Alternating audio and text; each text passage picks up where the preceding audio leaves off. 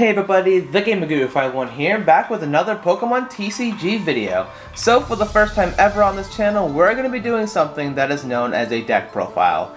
And if you don't know what a deck profile is, I'm going to go over it with you right now. So a deck profile, this can pretty much go into really any card game. I'm going to go over a deck in the Pokemon trading card game. I'm going to go over all the cards in the deck. I'm going to explain what makes the deck good, what makes the deck bad. I'm going to go over the nicks and tricks of the deck and what makes the deck fun. And I'm going to go over its strengths and weaknesses, such as certain matchups or just goods and bads of the deck in general. So for our very first deck profile, as you can see, we're going to be talking about Wishiwashi GX. Now, I've seen a lot of deck profiles of this card, and I've kind of tried to put my own spin on it because I really want this deck to be good, and I've been really play testing it and trying so hard, but alas, it's an okay deck. It's fun, but it's not the best deck in the format by any means.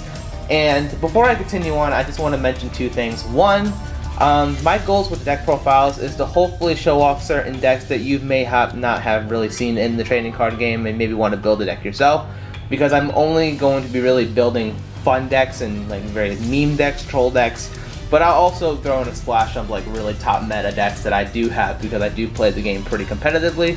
So that is my goal with these deck profiles, and I figure it's just another fun way to kind of put more Pokemon trading card game videos on the channel. And two, I want to give a brief shout out to Oblivion Games. Now, while I'm not sponsored with them by any means, they are the coolest set of people that I know at the card shop that I go to, especially the owners, and they basically give me really good deals on these cards. So if you go to TCG Player and you can find them, Oblivion Games, they have really nice collection of cards and for really good prices as well. So, what does Wishiwashi GX do? Well, offhand, it doesn't seem that great. For 1 energy, it does 20 damage with Water Gun. It has 210 HP. And the other attacks on this card, you don't really care about that. That's not the main point of the deck. And trust me, this card is not that great on its own. But with the power of this new Wishiwashi card we got from Dragon Majesty, boom, the baby Wishiwashi, its ability is called Meet Up. Your Wishiwashi GX in play gets 20 more HP, and their attacks do 20 more damage to your opponent's active. So basically, your main thing with this deck, and it's pretty easy to do, you set up 4 baby Wishiwashis on the bench, and that gives the big Wishiwashi like 290 HP, and for 1 energy, he is going to be doing 100 damage. And while that's not that much damage at all, really, the fact that he has a lot of HP makes him so good. Like, it's going to take your opponent at least a 2 or 3 hit knockout to knock him out. And your opponent's going to have to fight for that prize card, just going over the other cards in the deck. Because there's a lot of things in this deck that make this deck super consistent and super fun. But let's go ahead and go over the deck. So, with your main card in your deck, you're going to want to play 4 of them just for consistency. He is your main beater. He is your main attacker. You'll only be attacking with this card, so of course you want to play 4 of them in the deck. And as well, you want to play 4 of the baby Wishiwashi from Dragon Majesty. This is the best Wishiwashi card we have, and it's probably going to be the best one we ever get, but he is going to be your main support. Without these cards, this deck is not even possible, so you need to have a 4-4 line of each, because that's just what you need to have for the deck. For other Pokemon, we play a 1-1 line of Machop and Machoke. We do not play Machamp. Now, Machoke is a really nice card. Basically, prevent all damage done to your bench Pokemon by your opponent's attacks, and your opponent's attacks and abilities cannot put damage counters on your bench. So that kind of protects your bench, really. There is another card called Sky Pillar, which also protects your Pokemon from your bench Pokemon from attacks, but that's easier to knock out than this. With the Machoke, you have to kind of Guzma it out and then try to go for it before the babies. And most of the time, they will not go for the Machoke because the baby Wishiwashi is the bigger threat. But the Sky Pillar just gets field blowered, and it's just easier to get sent away as opposed to Machoke, which is a mon that sits on the bench. So, pretty nice thing there. And of course, you play 1 copy of Tapu Lele. That is your main search for your supporter cards. It's a really nice card. It's staple in basically every single deck. Unfortunately, this deck does play 1 only, but of course, I mean, the way the deck is built, you only really need 1. You don't really need more than that. So for the engine, for your search engine, you have 4 copies of Brooklet Hill. This card is your search. Once per turn, you can search your deck for a basic water Pokemon and a basic fighting type fighting type as well, for say for Machop, and you can put it on your bench. You can search for the baby Wishiwashis, you can search for the big Wishiwashi, and it's just a really nice card because you can basically get anything you want once per turn. And that's just one of the many search cards we're going to be having in this deck. So now for your supporters, you have Fort Cynthia, of course a staple in every deck, the best draw supporter in the format. Shuffle your hand to your deck and draw 6 is a really nice card. And then you also have 4 copies of Guzma.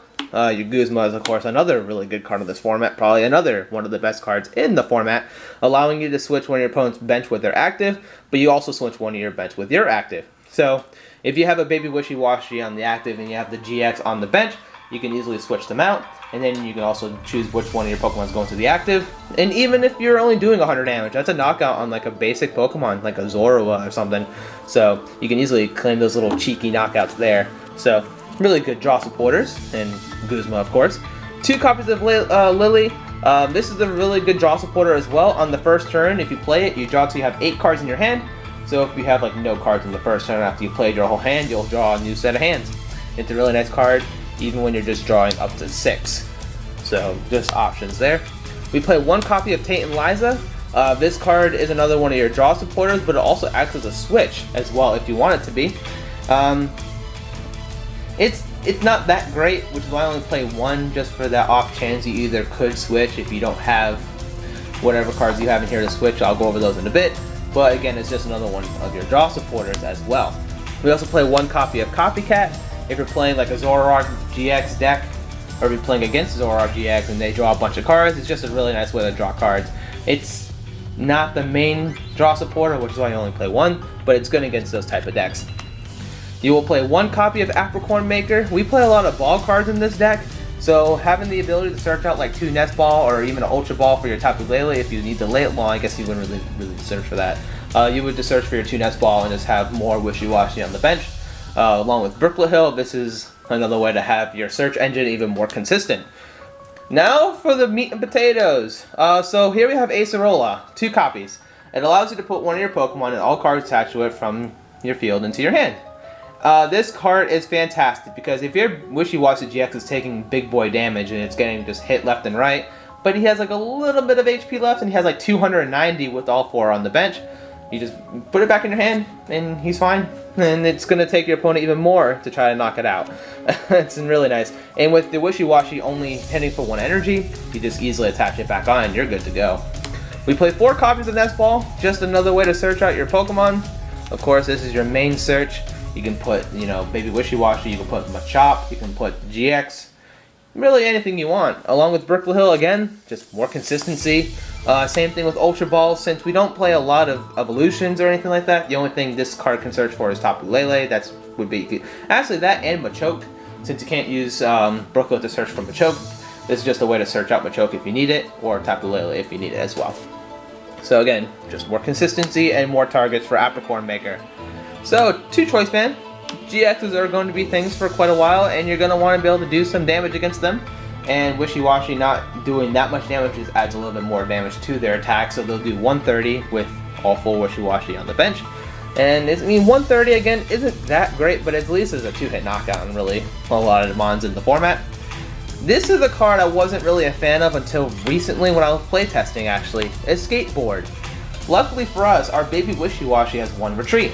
So if you're ever in a position turn 1 where you have a baby Wishiwashi on the active and you have like a GX on the bench and you really have no way to search it out, in most cases you would have to attach an energy on the baby Wishiwashi to retreat into the big one, but then you've already wasted your energy attachment for the turn. With a Skateboard, you get free retreats. You would attach it to the baby Wishiwashi and then you would just retreat right back out without having to waste your energy attachment for the turn. It also goes if you're using Guzma and you're just trying to bring out an opponent's Pokemon, and then you would use a Skateboard to switch back into the big Wishiwashi, and then you would just attack for damage. And it's really nice. Really nice card. I think it's even better than Switch, to be honest, because with this, it just stays on the field as opposed to 1 switch. You only get 1 switch with that 1 switch, you know. Now we have 4 copies of Max Potion. Again, just a way to heal off your Wishiwashi if you need to.